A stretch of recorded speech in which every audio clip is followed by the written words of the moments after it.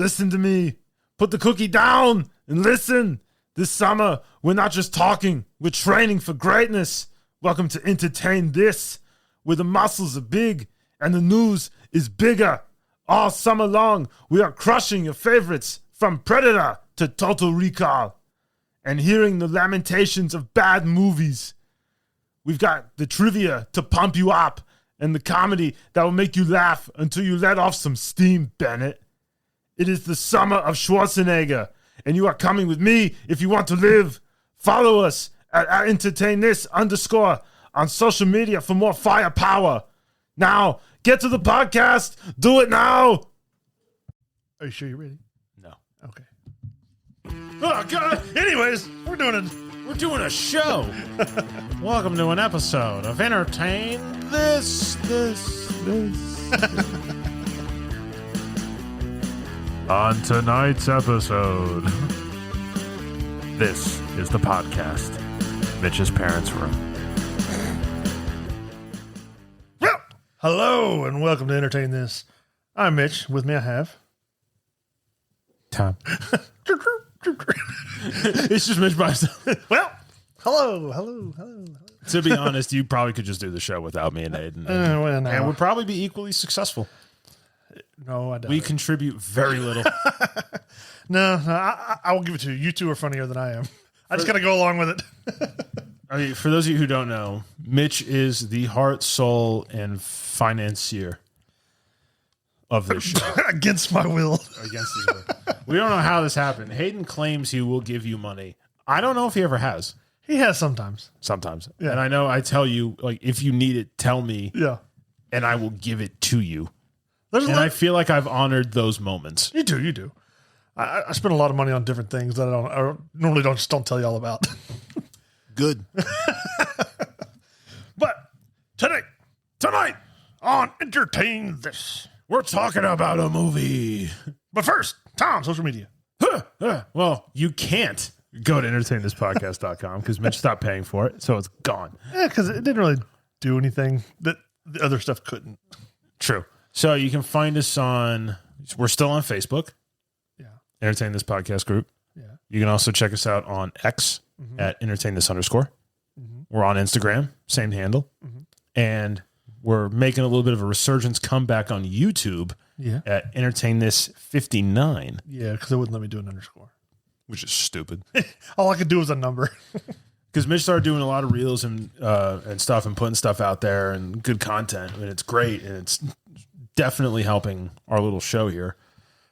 And a lot of it's us, some of our more comedic moments, which there are aplenty. If you've been a long-time listener, you know. If you're new, check out some of our earlier stuff. Don't go back to the very beginning, though. I don't know. There's some pretty good stuff. That's when we reviewed Samurai Cops. There are some we good have spots. some gems in there that we did. That was when we were finding our way in the podcasting world and what we wanted to do and how we wanted to do it. We still don't know. I will say we really are still winging it. I will say that on YouTube alone, we have 18,000 more views than normal. 82.8 more 82.8 more watch hours than normal. Oh. And 500% more subscribers than normal. Woo! We're off to the races. We're going to the moon. Let's see. We've had 17.5 thousand downloads in the last 2 weeks. So we're moving up On YouTube? Yeah. 17. Or not downloads, but views. 17,000 views. Yeah, 17.5 in the last 2 weeks. Yeah. Damn. Look at us. Yeah. We've had 8.4 thousand engaged views, 294 likes, and more subscribers. Yeah. But tonight on Entertain This, we're talking about a movie.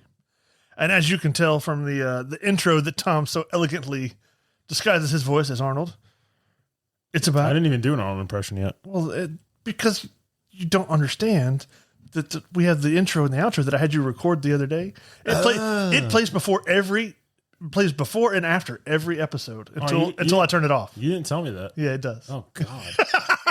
I apologize. I'm sorry. That plays before every one. So, since they've heard your Arnold impersonation, what was really more impressive is I read each one in one take. That was impressive, yes. While Mitch was just standing in my bonus room above my garage, like cheering, laughing silently, like giggling silently, like throwing his hands up, like as I just kept hitting it, and it's just like, Dan, got it. Just like, get out of here. Huh. He does a good job. He doesn't think he does, but I think he does a pretty good Arnold impersonation. So thank you. I'm sorry. Thank you. That wasn't that good. But today we're going to be going over the movie Twins, which I had actually never seen before I started this movie. I have not seen this movie. Full disclaimer, Mitch is going to spearhead this podcast. So for those of you who are Mitch fans, if you're a team Mitch guy, they just turned it off. You're probably like, oh, God. But on the flip side of that coin, I'm still in the room, and I still have a microphone. And on the narrow edge of the coin, Hayden's not here. I was going to say, on the plus side. You could say the plus. Some people are like, oh, cool, Hayden's not there. Other people are probably like, aw, Hayden Brandon's not there.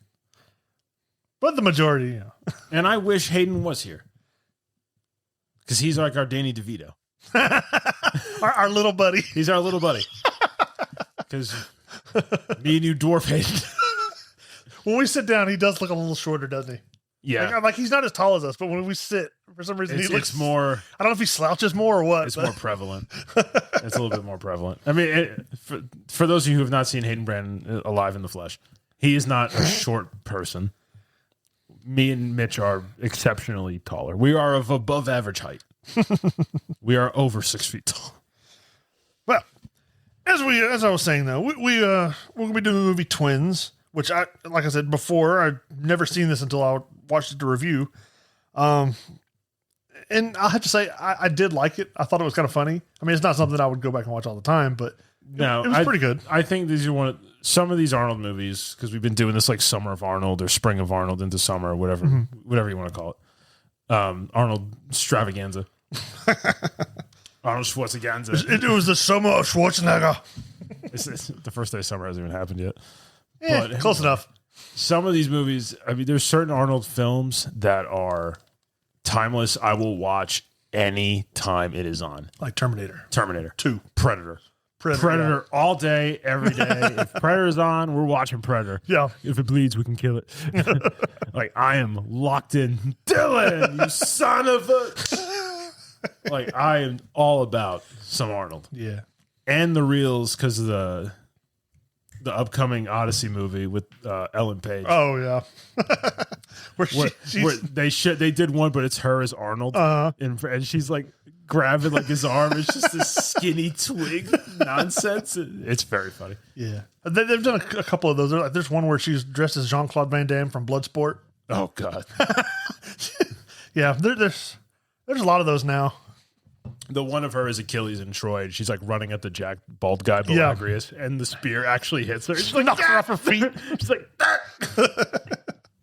very funny. But speaking of the physically imposing, we're going to talk about an Arnold movie. Would you like me to give some facts? Well, let me go over this first real quick. The director was Ivan Reitman. Writer was William Davies, and then it says 3 others. I'm not going to read them. Timothy Harris and Herschel Weingrod, the same guys who did Kindergarten Cop. Okay. Which we have reviewed. Maybe. Depends on which one comes out first. You should probably put this one out first, because this movie is chronologically before Kindergarten Cop. Oh, yeah, you're right. Because it's 1988. Kindergarten Cop's 90. But let's see. We've got Arnold Schwarzenegger as Julius Benedict. Danny DeVito as Vincent Benedict. Then you had Kelly Preston, Chloe Webb, Bonnie Bartlett, which Bonnie Bartlett is secretly one of my more favorite actors of the era. She's in Boy Meets World as Mr. Feeney's wife eventually at the end. And she's his actual wife in real life. Oh, yes, she is. Married since 1951. Yeah. Wow. And they're both still alive, and they'll be on the Pod Meets World episode or podcast every now and then with Topanga, Eric, and Sean. When they do, they've been going over all the episodes of Boy Meets World. He's on there every now and then, just talking with them and stuff. It's kind of cool. That is nice. That's heartwarming. Nice. Yeah, it's going to be a sad day. We need more of that. Because he's 99. Yeah, because he's almost 100. Yeah. William Daniels, Mr. Matthews. But let's see. Then you had Marshall Bell, Trey Wilson, and David Corso. That's pretty much all the main people. looks like the movie. Where is it? I lost it. Oh, there it is. The movie. The budget was $15 million. It grossed in the U.S. $111 million and worldwide $216 million. So it did pretty well, I would say. But Yeah, I mean, $18 million budget, and you make $216 million. You did pretty good. You did. And this is 1988. Yeah. That's a lot of money. That's 80s money. But I like this movie better than some of his other. We talked about Kindergarten Cop, and while I like that movie, I like this one a little bit better because he gets to play off of Danny DeVito's comedy as well. So it makes for a little more comedy, a little more humor in it. And this is his first comedy movie. Yeah. Like, everybody's like, what are you doing? It's like, you're like a big action star. Well, and he wanted to do this. He didn't get paid for this. Yeah, well, I would say he wanted to do this because he wanted to prove that he could do it. Because everybody's probably like, you can't do a comedy. And he's like, watch me. I'm going to do it right now. I'm going to do a movie. There's also like a little tidbit. Danny DeVito got him high. What? During production of this movie. I did not know that. Because Arnold big into cigars. Mm-hmm. And Danny's like, oh, I got cigars. And he's like, here. And he's like, and Arnold's like, he's getting the cigars. And he's like, I'm smoking the cigar, and it's very nice, and I feel really great. It's like, wow, this is awesome. And then we go to do the movie, and I can't remember any of my lines. And the end of the cigar, he took out and he put weed. It's a Cuban cigar. Because they would go to like Danny DeVito's trailer because he was like always making like Italian food or something. They'd be hanging out. But like Danny DeVito, he took a cigar, just like popped all the tobacco out of the front, packed it with marijuana, and got Arnold Schwarzenegger high on weed. Like Arnold's stoned, and he's just like, "What's my line?" He's like, "I don't know." Hasta la vista, baby. Wrong movie, wrong decade. Well, at the very beginning of this movie, it sounds like it's going to be a whole different movie than what it is when you read the plot. Because starting out, a secret genetic experiment attempts to produce the perfect child by combining the DNA of several distinguished individuals. The embryo unexpectedly split, resulting in twins, Julius and Vincent Benedict. Their mother, Mary Ann Benedict, is told that Julius died at birth and is never informed of Vincent's existence. The boys are raised separately, each unaware of the other. Julius is taken to a remote island and raised by one of the scientists. He grows into an optimistic, physically imposing, highly educated man, though he remains naive about the outside world. Vincent, meanwhile, is abandoned at a Los Angeles orphanage and grows up alone, becoming a short, balding, cynical, small-time criminal. See, if this was all of us, me and you would be Vincent. Hayden would get to be Julius. Yeah, that's how it would work out. That was how it would work out. And he's like, it's just because I'm better. But I like how he grows up on this one island. Like, when he goes to leave the island, he has to get in a rowboat. Like, they have no way, they have no planes, no boats to go to this island. He's lived there in solitude, and he's just going to leave. But what's weird is, like, basically he's gone there, and as he's grown up, he's just been an experiment his whole life. And he's just okay with it. And he's like kind of grown up like a god on Olympus. Yeah. Like, he's just strutting around. It's just like, I'm Arnold. Like, I'm huge. It's like, did they put him in like a weightlifting program? I mean, I guess he eats Basically, perfect. like, he could just go be Batman. Yeah. Like, he's probably been getting like the pinnacle of human education, physical fitness, dietitians, exercise. At one point in the movie, there's this guy picking on Danny DeVito, and then he basically just like yeets him across the room into an elevator. He's like, yeah. He's like, oh, I forgot. I'm sorry. I'm strong. So he probably could be Batman.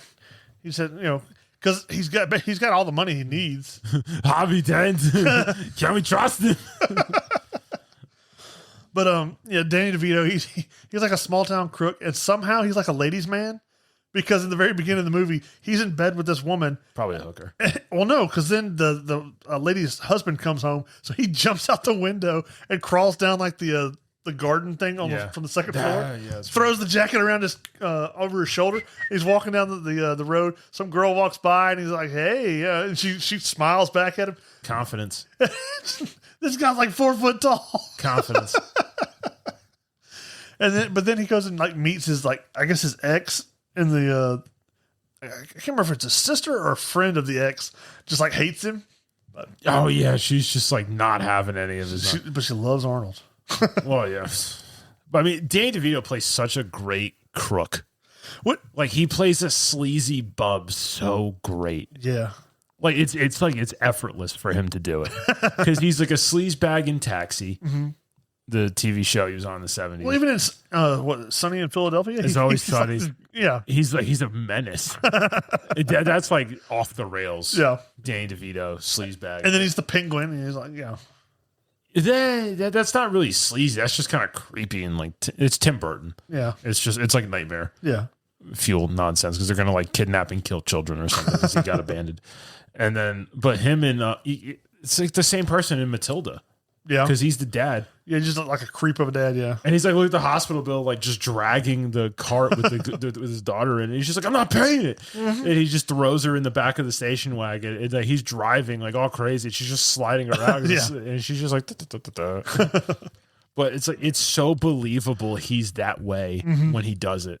Yeah, he's good at it. He's great at it. He is the king of it.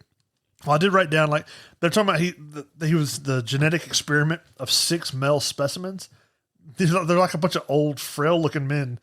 Like that, like one of them looks like he was in shape when he was younger, but they all look old in the pictures, like as they're like getting the genetic, I guess, DNA from them all. It's like, how are these like the top specimens you could find at the time? Like these were the guys. Yeah, unless it's like they found them like older. Well, because they knew like in their youth, like they were like Well, like the one guy that he actually meets later on in the movie, he was like an ex-football, NFL football player or pro football player or something like that. But even then, like they're all like gray-haired older guys. So it's like, how are these the top specimens? Because at one point they show them like jogging and stuff, and none of them are like super muscular or anything. It just doesn't really fit when you say genetic specimens. Well, I mean, I don't think they list out their criteria of finding these men. True. But then, like, when he gets ready to leave the island because he finds out that he has a brother. He's like, I have a brother, and he's like dives in like this rowboat, and like, where's this island? But he's just rowing himself because he's. Well, this is like a scientifically advanced island that has all this stuff he could ever need, and the only way to leave is a rowboat. Why would they not have some kind of motorized vehicle? It doesn't get to be remote if you have fancy boats. But because then you can leave. What if there's an emergency? You got the rowboat. There's nothing else around. It's a rowboat. You got the rowboat and the Greek god who can paddle forever. I find it funny. Row forever. I find it funny in this movie he's in a rowboat, and then in Commando he leaves the plane and just to row to shore. I know. Where did he get the boat in Commando? Yeah, in his boat pocket. Oh wait, yeah, it was a raft. I forgot. Yeah, he had like a Zodiac without like a motor. Let's see.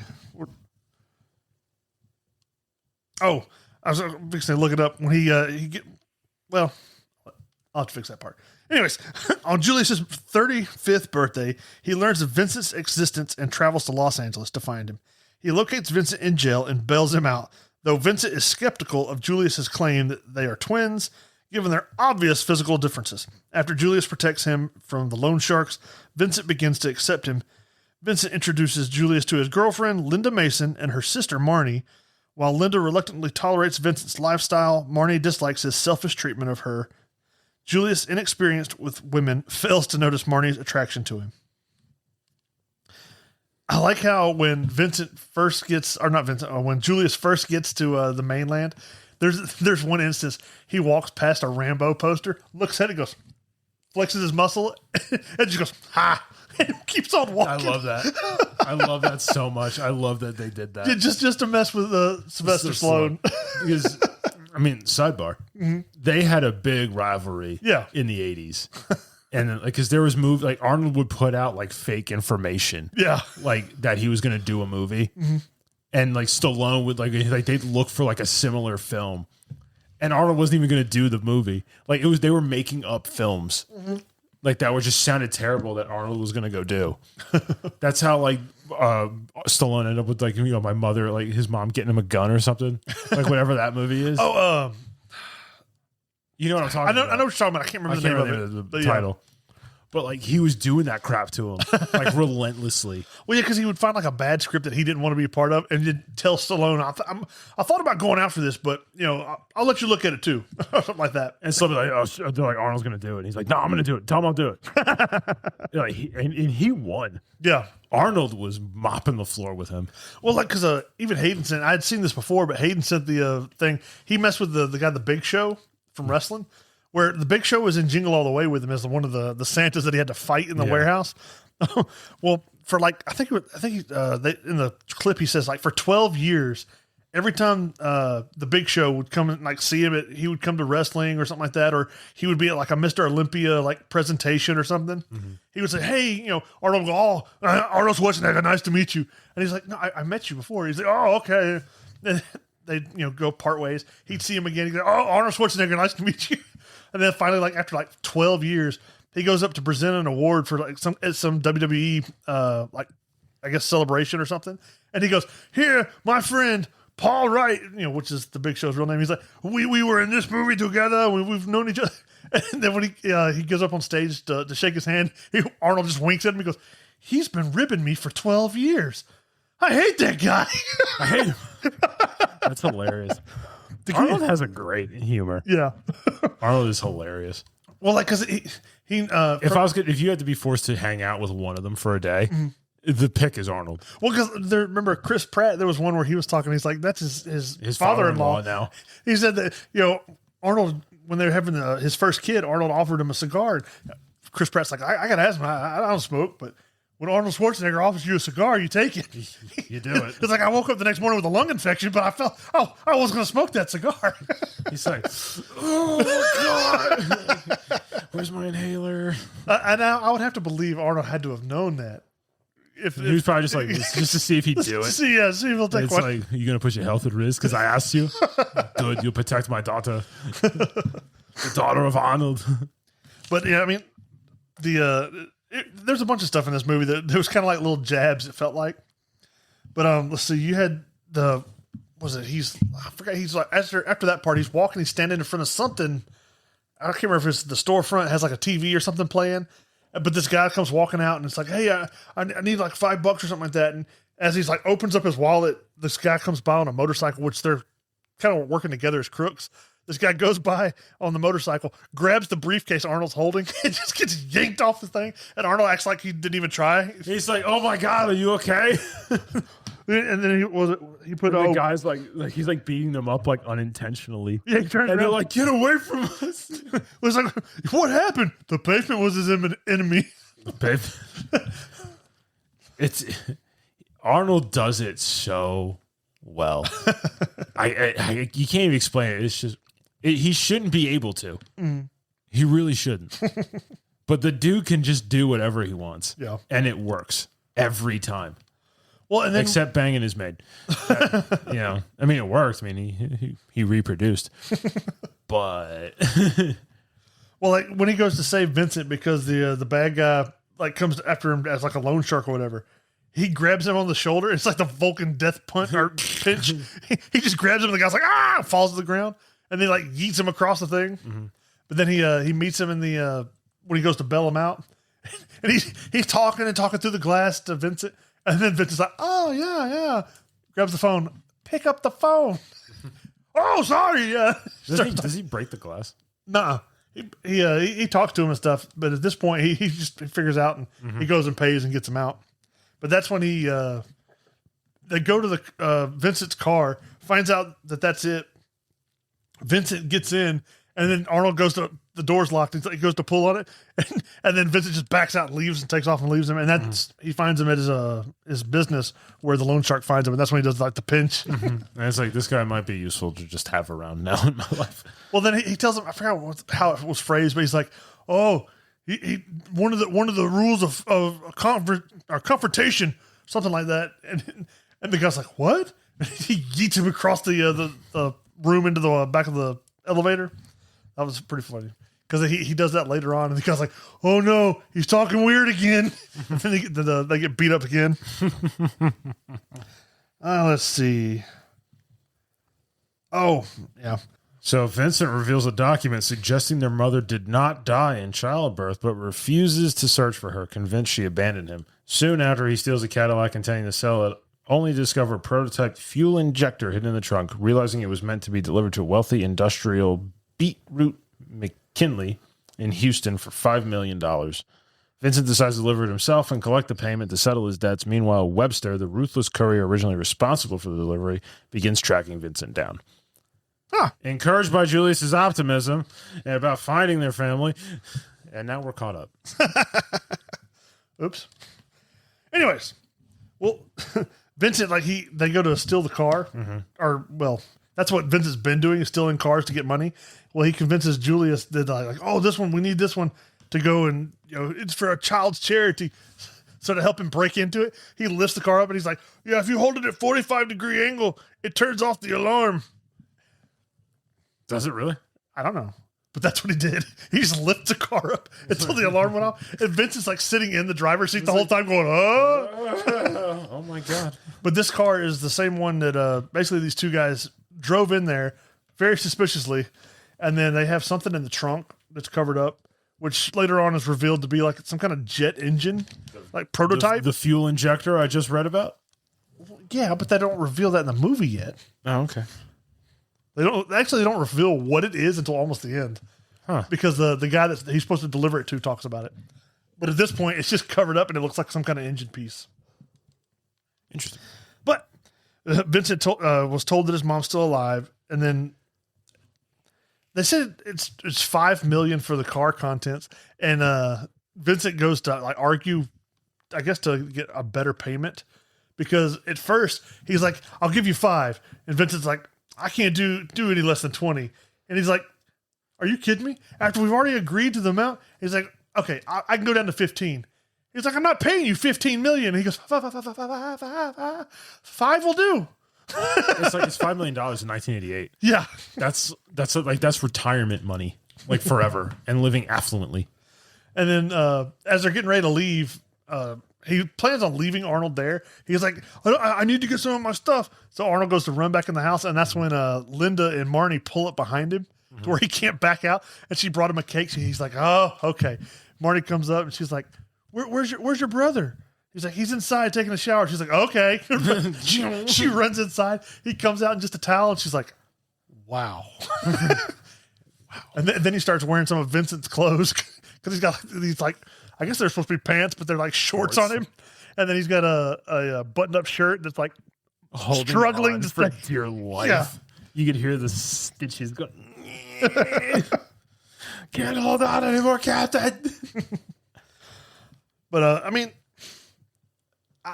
like the play on stuff that they do, where him wearing Vincent's clothes just to kind of mess with the stuff. But I don't know.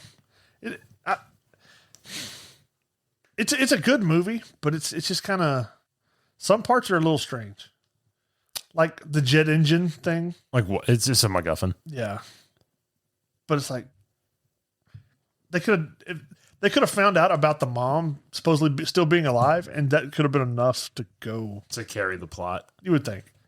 But then when they actually go to the place, they find the one scientist that knows where she supposedly is, but he's like a jerk to him and refuses to help him until Julius convinces him Physically. Yeah. And then he basically tells Vincent that he's just a waste and byproduct of Julius. It's this is what we were going for, and you're just there. Yeah. So, at the colony, the twins speak with a woman who claims Mary Ann Benedict has died. In reality, she is their mother, but she dismisses their story as a cruel joke. Hurt and convinced he was unwanted, Vincent abandons Julius and travels to Houston alone to deliver the injector.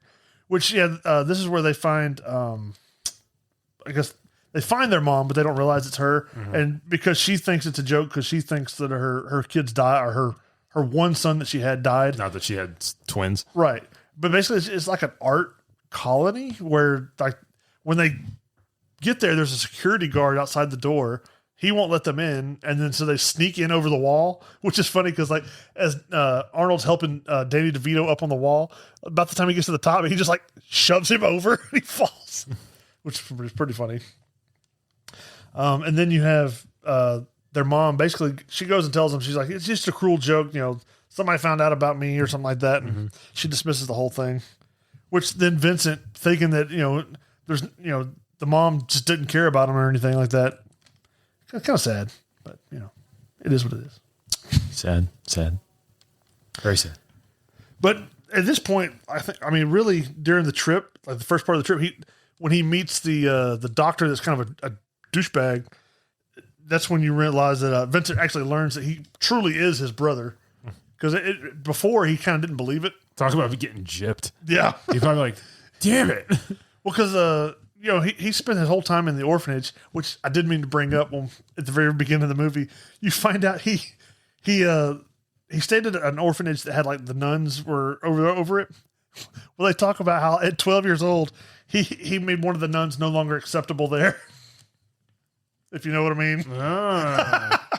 He disgraced Mary. They said disgraced something nun.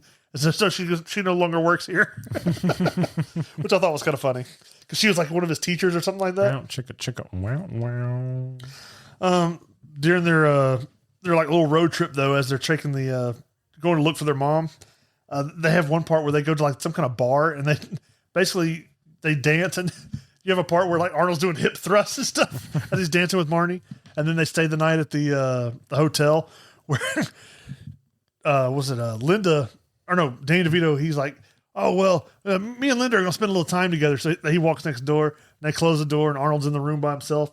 And all of a sudden, there's a knock. He's like, oh, Vincent, you forgot something. And he opens the door, and Marnie's standing there in a T-shirt, and that's it. Well, she has on underwear, but she comes in, and she's like, I guess since they're over there, I'm going to have to stay over here. And she, like, seductively crawls on the bed, and he's just standing there watching, like, oh, wow. He's like, all right, well, I like sleeping on the floor. It lays down. And like Vincent set it all up because he knows, because he's been on that island, he's a virgin. So he set it all up. So he's laying on, like he lays down on the ground or whatever. And Marnie's like 5 minutes later, she's like, these pillows aren't comfortable. Can I come down there with you? And he's like, sure. And then they're just laying there. And what's funny is like Arnold's laying on his back, just like looking straight at the ceiling, not moving. and she's like curled up next to him. And then eventually she says something. I forgot what it was. And he's like, okay. They go to kiss and stuff. And then it goes from there. But then it like, I guess after the fact, it pans over and you see her laying there just like relaxed. I can't remember if she's like smoking a cigarette or whatever. But it pans over to him and he's just laying there smiling. It was hilarious. Sex. But yeah, she had to stay the night. She wasn't taking no for an answer though when she joined. So it was funny. And then my phone went black. No, welcome to technical difficulties. Well, but yeah, then once going back to when the mom was like, no, that their mom had died, even though she was it. Vincent takes off and leaves. Like he just leaves them all there, like at a gas station. Vincent's like deuces, pretty much, because he takes the thing to go try and sell it, and he just leaves them all there. All the while, there's for some reason there's the guy that was supposed to be taking this piece to the guy as like an assassin, and he's killed the two people that were originally the ones that parked the car because they saw his face, and so then he's pursuing Vincent, who has his stuff to where he can get his money. That's kind of a pointless plot piece too.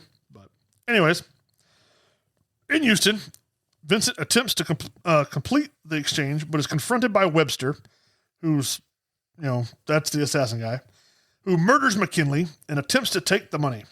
Julius arrives and pursues Webster through the building while Vincent initially escapes with the payment.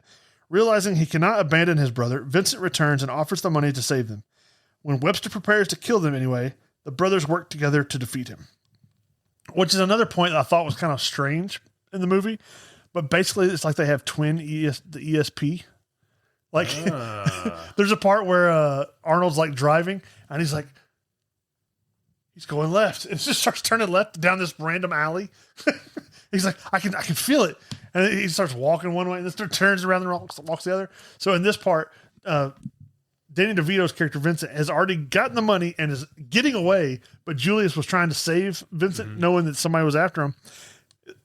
Vincent's like walking down the tunnel. He's like, "Oh no, Julius!" It turns around and goes back, and basically Julius is being held at gunpoint by Webster.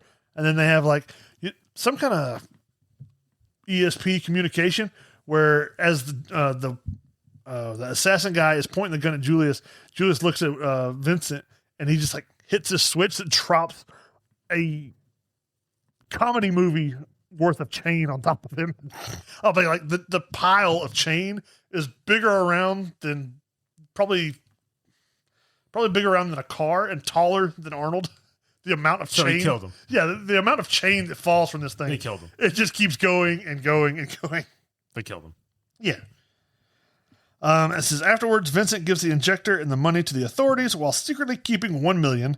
The brothers reconcile and start a consulting business together. News reports about the unusual twins reach the art colony where Mary Ann realizes they are her sons. Mary Ann finds and tearfully reunites with them. Julius and Vincent later marry Marnie and Linda, and each has twins of their own.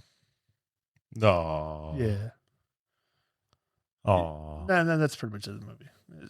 And that's it. I mean, basically, they start like their own like insurance company kind of thing. I don't know if it's insurance or if it's like a illegal enterprise. Pretty much. I mean, it's the same thing Vincent was doing beforehand, but now he has Arnold with him. Now he has muscle Yeah, pretty much. for hire. So, Yeah. It's yes, I know, listeners. I am back and forth throughout the entire movie, here and there. I jump around a lot. I'm sorry. That's what you get. That's what happens when Hayden's not here. Keep it on the straight and narrow. All right. Let's get back. So, well, yeah, I mean, like the mom returns, and I don't know, it seemed kind of hokey. She walks back in, they're like, "Mom," and they hug it out, and then it flashes forward, so they have two twins, like two sets of twins. So, Oh my God, they're multiplying. that's pretty much how it ends. So, there's not a whole lot to it. Now, do Danny DeVito's twins turn out to be like Arnold? Well, I mean, Because of the genetics? it's just four babies. You can't. Yeah, we don't know. No. They don't grow up. There was a canceled sequel that they were going to do called Triplets, and they were going to return with Eddie Murphy. Ooh, that'd have been weird. Yeah, in March 2012, Universal announced the development of a sequel entitled Triplets with Schwarzenegger and DeVito due to return with Eddie Murphy as their long-lost triplet brother. Reitman was set to co-produce. 2015, he was announced it was on hold. 2018, Schwarzenegger confirmed that the script for Triplets was finished and that Murphy was officially attached to the film. They discussed the character. Funny things happened with the mixing of sperm.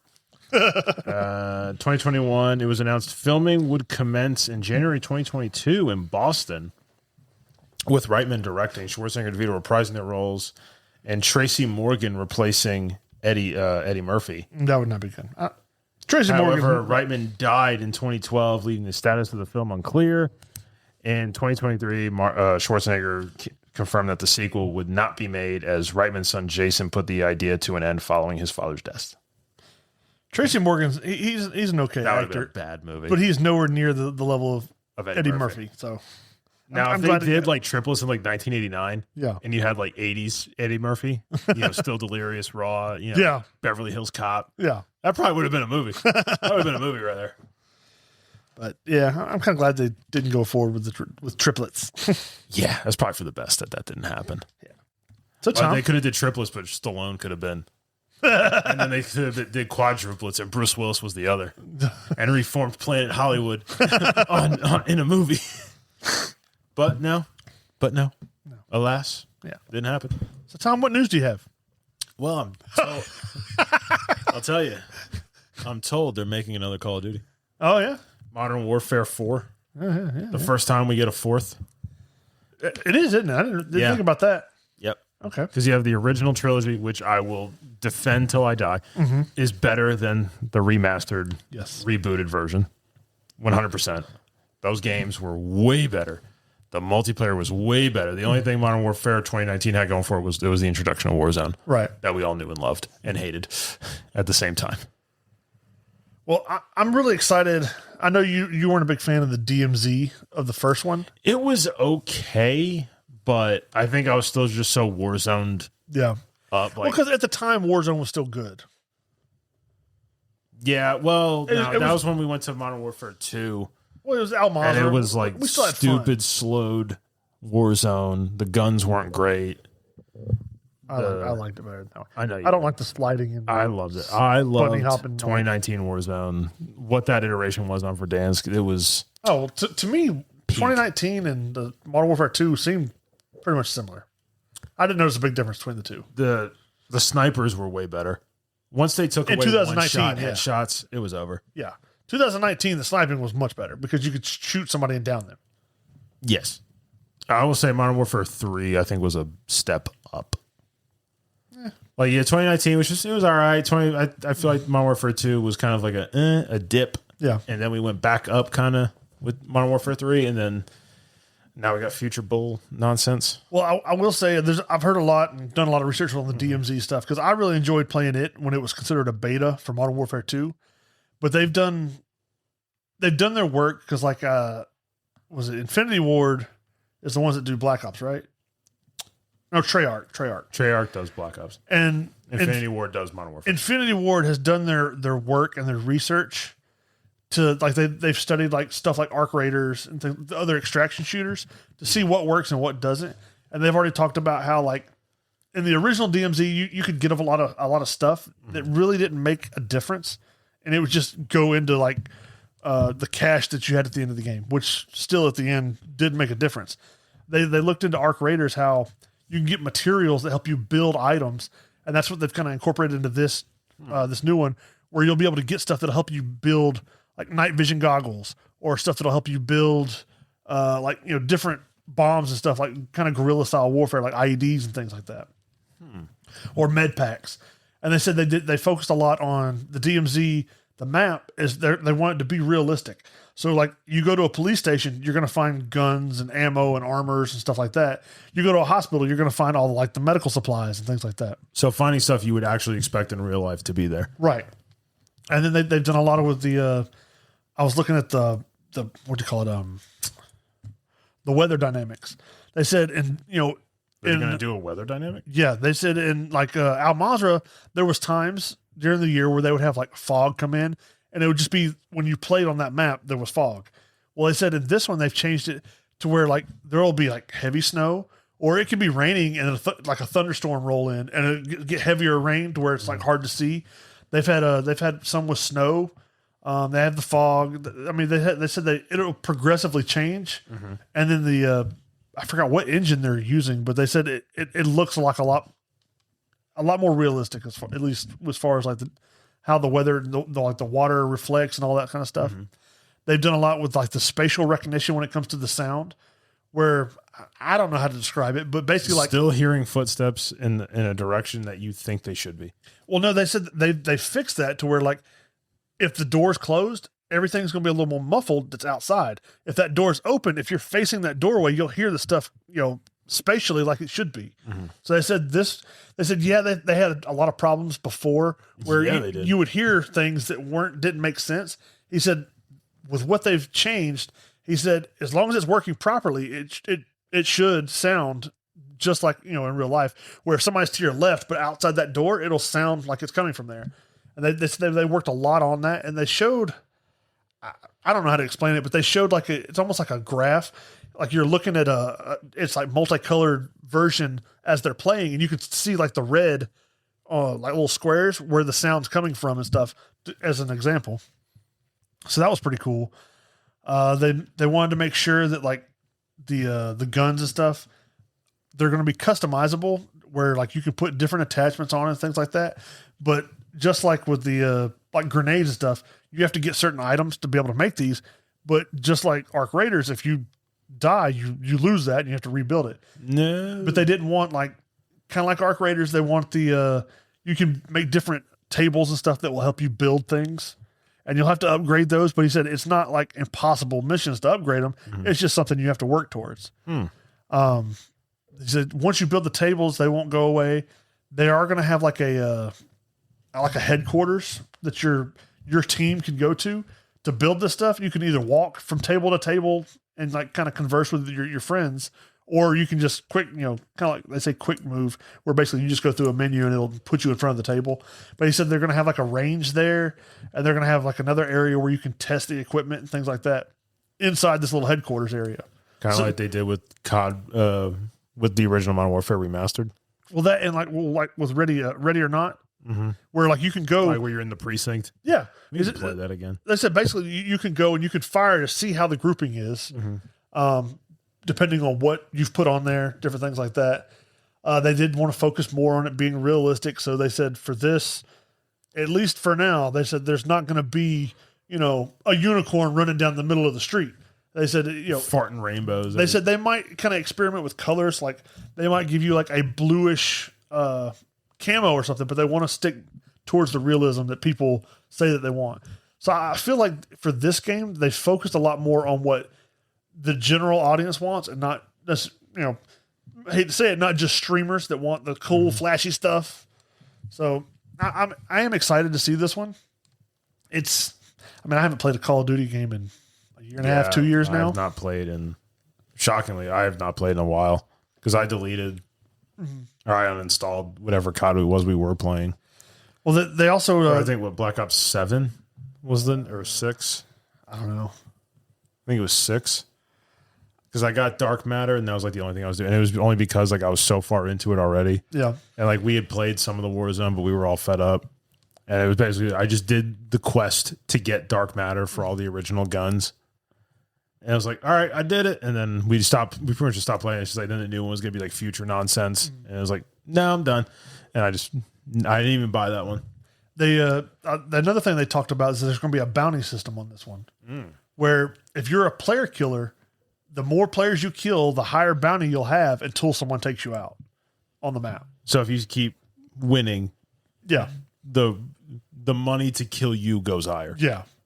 They said on top of that, as your bounty gets higher, the AI, it's almost like GTA, where as you get more stars, more difficult enemies would pursue you and come after you. Well, same thing in this, where like the more your bounty is. Well, we shouldn't play with Hayden then. The more, that's why I was telling Hayden, I was like, man, we're in trouble if we play with you.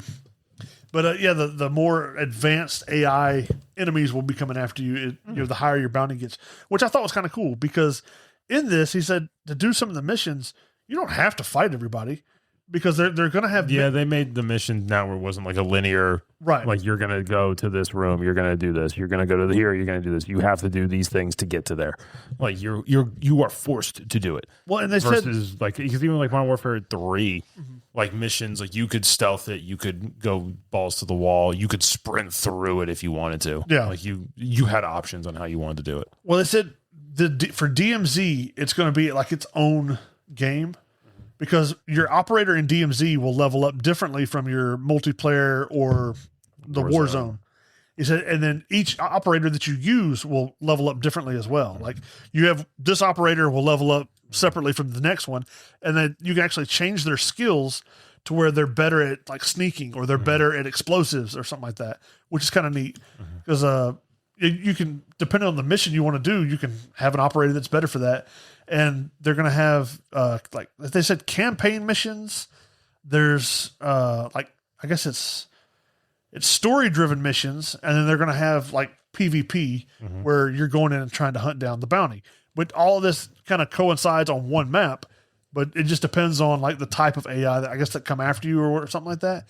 It's kind of difficult to understand without letting them explain it. But basically, there's 3 different modes of DMZ that they're going to have. And they said that they wanted it to be a little more realistic with the extractions, where you're not just going to a spot and calling a helicopter down with a smoke grenade.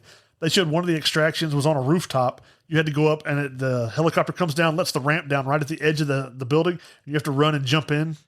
One of them, they put up this balloon, and basically like it's skyhook you out. Yeah, you skyhook you out. He said they didn't explain whether that was a special way to get out, I thought that's a special, or if it was just one of the ways to get out. But there's a lot of cool looking stuff in this, and I like that they changed the backpack system to where the stuff that you get is something you need. Because I remember a lot in the original DMZ, like I was saying, you would get like, oh, here's radiation pills. Where when do I need these? Yeah, I mean, you might need them if you go into the radiation zone, and then when you leave, it just gets added to your money based on the value of it. Which there wasn't a lot of reward for it, right? For DMZ, Which I feel like now the way they've changed it is because you can get better guns, you can get better equipment, you can upgrade your character, his skills, different things like that. So it gives it more of a reason to go in. So but does any of this carry over to multiplayer? They said this is going to be its own. I mean, because your PvP in DMZ is completely different than PvP and right. Straight up multiplayers or right. So it's going to be its own thing essentially, which I mean I'm okay with because I enjoyed doing the DMZ 2 or 2.0 or whatever they wanted to call from Modern Warfare 2. I enjoyed going in. There was times I would go in and I would try to do the missions, and there was times I went in and I was like, I'm robbing the train. I'm going to get on the train. If somebody's there, I'm going to kill them. If somebody comes to the train, I'm going to kill them. That's my own mission today. That's what I'm doing today. Well, because I remember there was what are we going to do today, Mitch? We're going to rob a train. Okay, Mitch, let's go get them. Well, because I had the ghost operator that had like the cowboy hat, and I would go in with 2 revolvers, dual snakeskin revolvers. Oh, the snake shots. And we were just having fun. I would jump on the train, and that's what I would do. I'm probably not going to win all the gunfights, but there was one time I think I killed like 6 people before they could take me out. So it's a lot of fun just to kind of have your own missions, depending on what it is. Mm-hmm. So, I'm excited for it. Yeah, it'd be nice to go back to something a little bit more familiar and not future-y nonsense. Now, I will say I tried to play the old DMZ, and it's been so long since we played Call of Duty, I almost died to the AI. I had to crawl to the helicopter.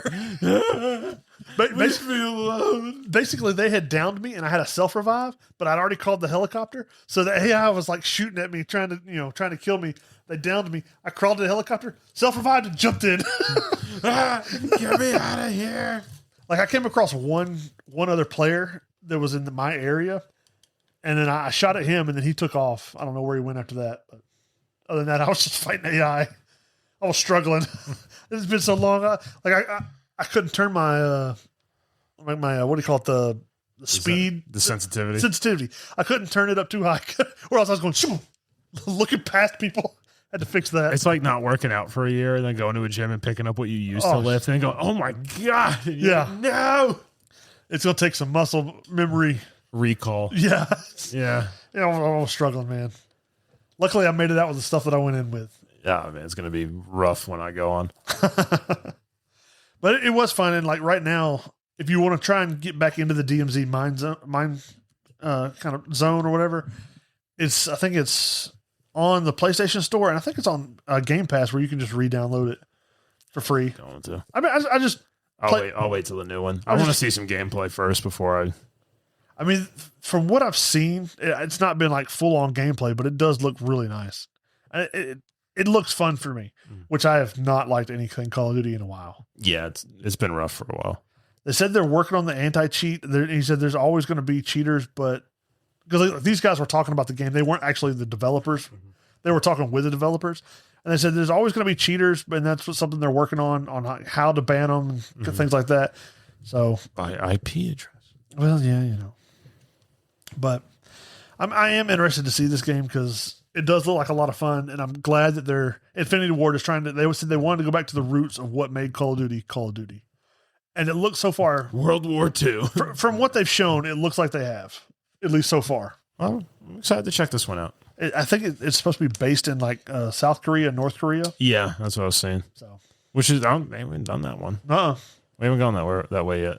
I need to play that Hell Let Loose Vietnam one because some of the clips I've been seeing have looked absolutely hilarious and horrifying. I hadn't played that one yet. But it's like $40. Okay. Around there on Game Pass because the World War II one's still out for free. Well, right now, which I know you didn't like because it was run for 20 minutes, get shot by unknown people. I mean, it wasn't that I didn't like it.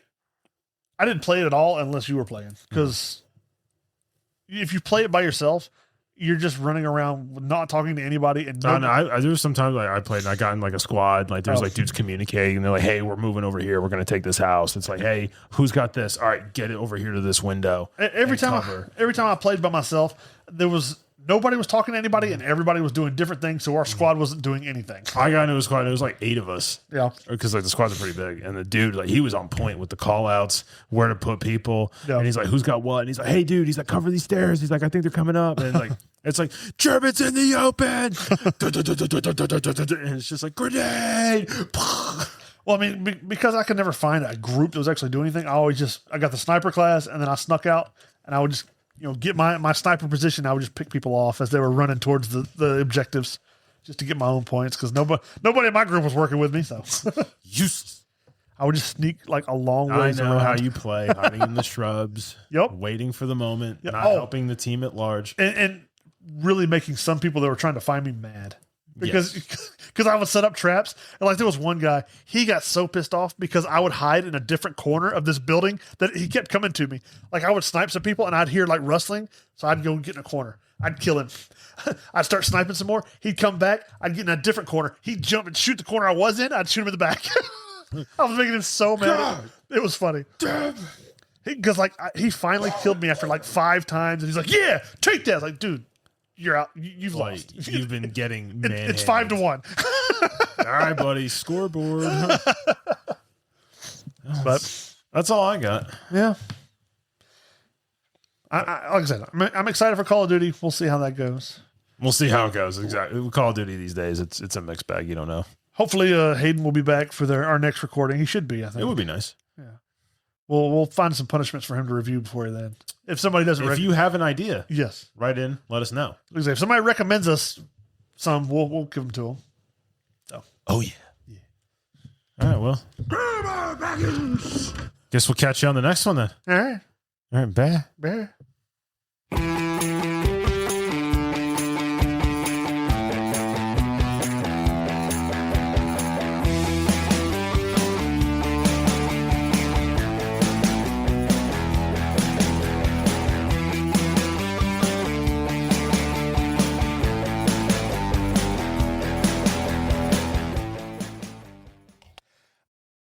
Congratulations. You survived another episode of Entertain This. You have the strength of a barbarian and the patience of a kindergarten cop. If you want to see more action, go to your apps and give us a 5-star review. Do not be a hothead, Bennett. Be a winner and join our army at @entertainthis_ on social media to tell us which movie we should terminate next. The summer of Schwarzenegger continues next week. Until then, stay hungry. I'll be back.